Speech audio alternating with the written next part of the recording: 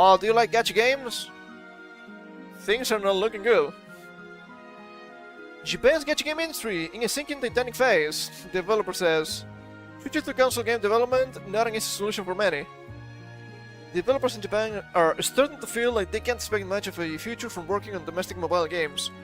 I mean, what did you expect? This comes after they announced the end of service for both the Japanese versions of Final Fantasy Brave Exvius and Dragon Quest of the Stars, which have been running for 10 years, so it's not nothing. And this is not to say that gacha games are dying. I hope it did, but it's not the case. But there are other competitors. Have you seen Chinese and Korean games? Yeah. Have you seen Blue Archive? Have you seen Nikkei? Have you seen... what was the other one? Genshin Impact, the Hoyoverse, obviously. The other one, the one with the boats. Azure Lane? Yeah, they have some really interesting assets, dare I say. And it's clear to me, in the age of gacha games that have gameplay, it's over. What a shame.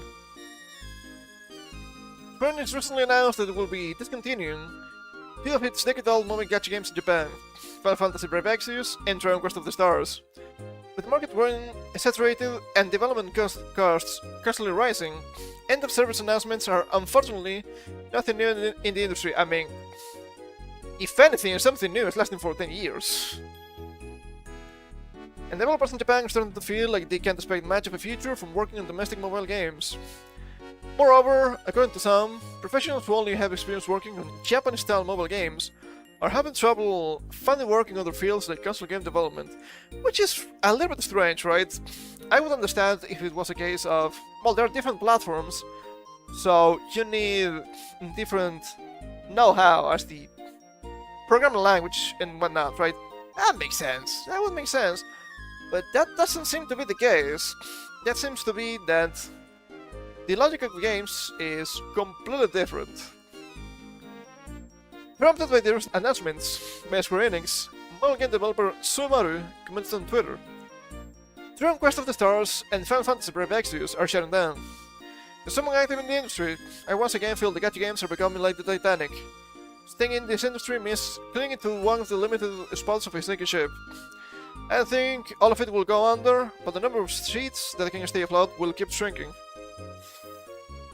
Yeah, this is another schism in games, I guess, which is not uncommon. I guess the old gacha games are just a relic right now because not enough people play them. Also, some of them have been running for way too long, they have become stale, some of them have become kinda bad. Yes, I'm looking at you, Rumble Fantasy. You had a bunch of debacles, so no wonder. I do believe Rumble Fantasy is probably next in the chopping block. A little bit of a shame, but sometimes you have to do it for something newer and perhaps better to come around. Japan's mobile scene has long-running hits like Fate Grand Order, Monster Strike, and Battle of Dragons that have managed to stay profitable for over a decade in the limited seats. But even the companies behind them, like Battle of Dragons developer Gung Ho, have struggled to produce any new hits in the meantime, later article. It's not the case for Zen games. Sadly, they have the horse women. God, they're making a lot of money with that. Moreover, recent high-budget projects like Aniplex's Tribe 9 has suffered shutdowns in mere months following launch. That's way too common, to be fair. That's way too common. Amid such circumstances, Sumaru feels like his career has reached the limit. I mean, if I continue as a gacha game director, I won't see my income grow, as I don't know how long I'll even have my seat for. On the other hand, he doesn't see any easy paths towards changing fields. It's a big problem because we don't really have portable gaming anymore. Phones were supposed to be the next, but they're just a gambling machine now, which is kinda bad. I mean, and the last actual portable device was the 3DS. I'm not counting the Switch, you're gonna convince me.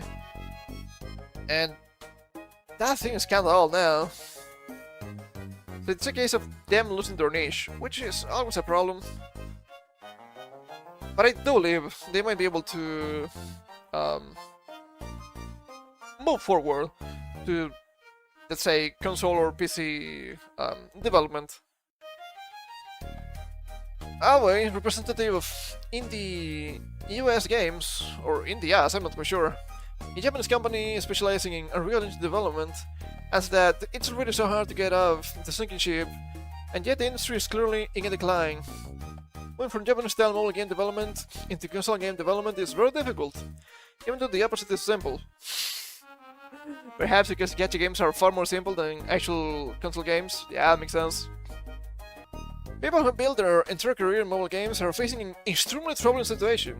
Sumaru confirms that this is precisely the problem he is now struggling with, as 100% of his career has involved managing online mobile games. Ooh, you hate to see that. But more than that, you love to see that. I've become quite upset with gacha games recently. They're just a bunch of nothing, I'm afraid. This has to be an issue that particularly affects Japanese devs working as mobile game planners, a position more similar to game designers in the West. Unigame studio comments, the people in planning positions at mobile game companies have skills that aren't easily transferable to console games or other fields, so they can switch jobs unlike artists and programmers. They just need to learn new skills like everybody else. I don't know, feels a little bit like a co-op. If you know it's sinking, you need to prepare for the inevitable change in career. Just be proactive, I suppose. Part of the issue also stems from technological requirements, as Alwi explains. The console sector values skills in complex, polished action gameplay and high-end graphics technology. These are skills you can apply as is to mobile games. For mobile games, server technology is indispensable. It's not essential for console games, so demand is low. Console games also have strict TRCs, technical requirement checks, imposed by the platform holders, which makes player experience a huge advantage. I mean, if you're really good with server technology, that's actually really valuable. It doesn't have to be games, I mean, there are still online games for especially PC, so that's an obvious switch of career. But you can also work on like social media, just anything that uses servers, which is more things. If you know how to optimize it really well, you're gonna be valuable. It makes sense to me. Given that Japanese companies often very clearly distinguish between new hires, graduated young employees whom the company trains from zero as a future investment, and mid-career hires who are expected to be experienced and immediately fill a vacancy, this puts mobile game veterans wishing to switch to console game in an undesirable position. Such individuals are unfortunately likely to increase in the future. Yeah, but I mean that happens all the time, right?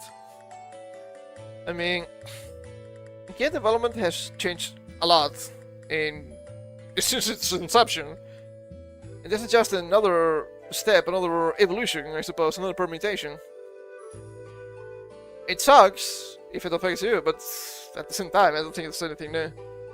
According to a survey by the Japan Online Game Association, source Ask Japan, the domestic online game market was worth an estimated 1.115 trillion yen in 2024, about 7.48 billion USD, a steady decline from 2023's 10.89 billion USD. Meanwhile, average mobile game development costs in 2024 rose to about 3.53 million per title, 4.7 times higher than 10 years ago. Yeah, economy is not that good anymore. So not only do you have to spend more, people are willing to spend less on you.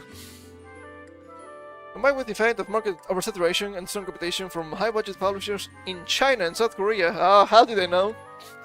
The vast domestic gacha game market will likely have a difficult time regaining its momentum. When you think about it, these gacha games just seem to be like a strange degeneration of what the MMOs used to be. Pocket-sized, simplified, and even more pay-to-win. Not a big fan. I was going to say, not a big fan. I don't think gacha games are dying. I wish they did a little bit. It's a shame we're losing actually interesting games, because I did play both Tron Quest of the Stars and Brave Exvius. But at the end of the day, gacha game is just a gacha game. I'm expecting more end of service. We'll see. We'll see what happens in the next year. That's gonna be interesting.